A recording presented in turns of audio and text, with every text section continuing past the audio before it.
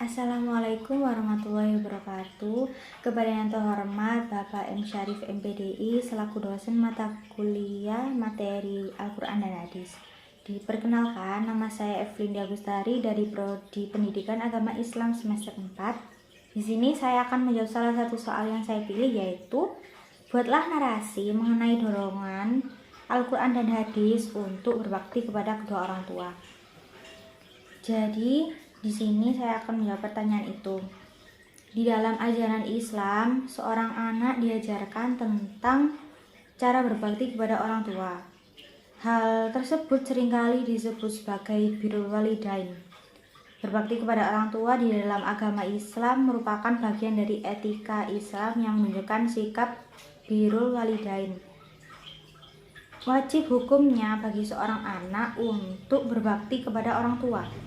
Walaupun seandainya kedua orang tua sudah meninggal atau bahkan kedua orang tuanya berbeda keyakinan dengan anaknya. Bagi orang-orang Islam, berbakti pada orang tua bukan hanya sekedar untuk memenuhi tuntunan norma dan etika, akan tetapi sebagai salah satu cara untuk menaati perintah Allah. Sekarang ini banyak fenomena tentang seorang anak yang bersikap kasar kepada orang tuanya. Bahkan seringkali anak-anak zaman sekarang membantu orang tuanya sendiri. Di dalam surat Luqman ayat 14, Allah berfirman, "Dan kami perintahkan kepada manusia berbuat baik kepada kedua orang tuanya, ibu bapaknya.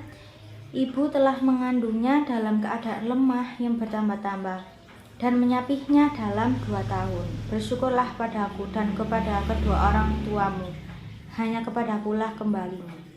Bahkan ketika Nabi Muhammad SAW sendiri pernah bersabda bahwa berbakti kepada orang tua adalah satu amalan yang sangat dianjurkan dan dicintai oleh Allah. Ada juga cara-cara untuk berbakti kepada orang tua yang bisa kita lakukan sehari-hari. Yang pertama yaitu bertutur kata lembut kepada orang tua. Jangan sesekali kita menggunakan nada tinggi saat berbicara kepada orang tua. Jagalah tutur kata kita saat berbicara kepada orang tua supaya mereka tidak merasa sakit hati atau tersinggung.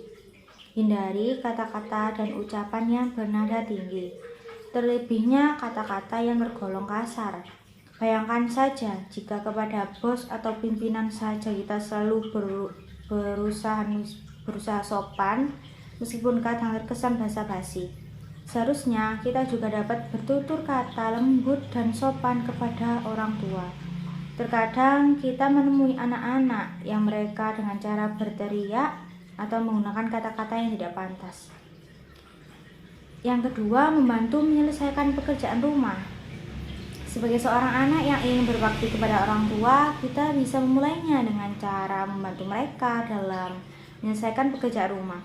Banyak dari kita yang tidak sadar bahwa ada banyak aktivitas orang tua, terutama pekerjaan rumah yang dikerjakan oleh ibu, di mana sebenarnya hal tersebut sangat melelahkan. Tapi karena ibu selalu bertanggung jawab atas pekerjaan yang ada di rumah, berkata rutinitas yang mereka lakukan sehari-hari tidak menjadikan mereka berkeluh kesah. Oleh karena itu, tidak ada salahnya kita sebagai seorang anak membantu meringankan beban orang tua, seperti membantu ibu mencuci piring, mencuci baju, atau menyapu-nyapu, membersihkan ruang, rumah, dan lain sebagainya. Walaupun hal tersebut mungkin tidak kita lakukan secara rutin setiap hari, tapi percayalah, bantuan kecil yang kita lakukan tetap berarti untuk mereka. Yang ketiga, patuh terhadap perintah orang tua. Apabila orang tua kita meminta bantuan kepada kita, di mana hal tersebut bisa kita lakukan, maka jangan sampai kita menunda atau bahkan menolaknya jika memang kita tidak ada hal yang mendesak. Bayangkan saja, orang tua kita sudah melayani kita, anak-anaknya sejak bayi, tanpa pernah mengeluh dan penuh dengan kesabaran dan juga kasih sayang. Jadi sangat tidak pantas jika kita selalu menolak perintah orang tua atau bahkan bermalas-malas dalam melakukan perintah mereka. Yang keempat, selalu bersikap sopan kepada orang tua. Tidak hanya soal ucapan saja yang wajib kita kelembutan serta kesantunannya, akan tetapi kita juga harus menjaga sikap kita terhadap orang tua. Usahakan untuk selalu bersikap sopan santun terhadap mereka. Yang kelima, selalu sabar dan tahan amarah. Umumnya semakin bertambah usia orang tua kita, maka semakin rewel sikap yang mereka tunjukkan. Ada istilah bahwa semakin tua seseorang, maka mereka akan kembali bersikap seperti anak kecil. Terkadang hal tersebut juga dipicu karena kondisi kesehatan yang sudah tidak prima. Kadang-kadang semakin bertambahnya usia orang tua dan renta, mereka justru akan semakin mudah marah dan sensitif. Jadi itu yang bisa saya sampaikan. Mohon maaf bila ada salah kata. Saya akhiri. Wassalamualaikum warahmatullahi wabarakatuh. Terima kasih.